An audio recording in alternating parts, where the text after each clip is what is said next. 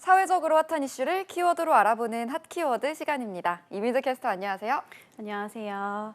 네, 이 소식을 들은 많은 분들이 두 눈을 크게 뜨고 다시 한번 들여다보지 않았을까 싶은데요.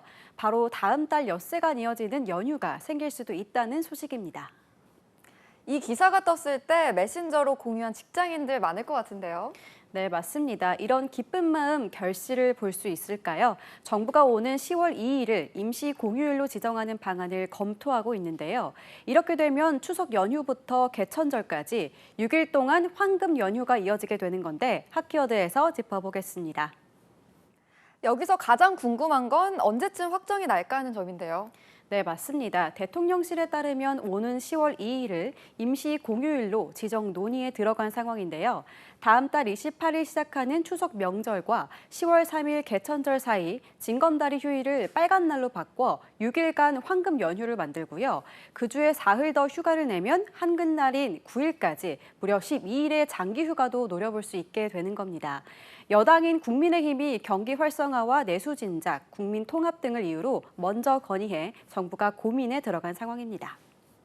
사실 10월 2일에 자발적으로 쉬는 곳들도 꽤 있었는데요.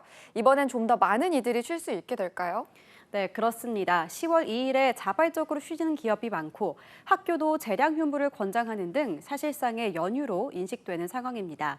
그래서 이번에 아예 임시 공휴일로 공식 지정해 그 효과를 극대화하겠다는 취지인데요.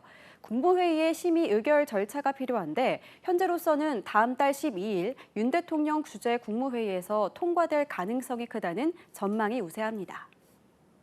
그런데 임시 공휴일은 법정 휴일이 아니라서 민간 기업의 경우 온도차가 있을 수밖에 없겠는데요. 네, 맞습니다. 법정 휴일이 아니어서 민간 기업은 회사가 쉴지를 결정하는데요. 지난 2017년에도 임시공휴일 지정으로 최장 열흘 휴가가 만들어졌지만 대기업과 중소기업은 온도차가 있었습니다. 당시 경제단체들 자체 조사를 보면 대기업은 88%가 10일간 쉰다고 하지만 중소기업의 휴일은 평균 7.6일로 사실상 임시공휴일이 없는 거나 마찬가지였기 때문인데요. 그래서 전문가들은 정부의 의도대로 내수 경기 진작 효과를 극대화하려면 여기에 대한 보완책도 필요하다고 조언하고 있습니다. 이런 문제를 포함해서 임시공휴일 효과를 살릴 수 있는 종합 방안이 필요해 보이는데요. 현재 각 기업들의 반응은 어떤가요? 네, 통상 장기 연휴가 생기면 여행 수요가 늘어나는 만큼 관광업이나 유통업계에서는 환영합니다. 반면 기계나 공장을 멈춰야 하는 일부 재계나 산업계에서는 부담을 토로하는 목소리도 나오는데요.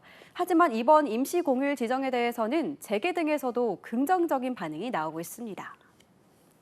재계에서 모처럼 이렇게 연휴 연장 검토에 긍정적인 건 어떤 이유에서일까요? 네, 한국경제인협회 측은 임시 공휴일 지정이 여행 수요 증대와 소비 심리 회복에 따른 내수 시장 활성화로 이어져 경기 개선에 도움을 줄 것이라고 밝혔습니다. 특히 휴일 확대에 대체로 난색을 보여왔던 중소기업계도 마찬가지인데요.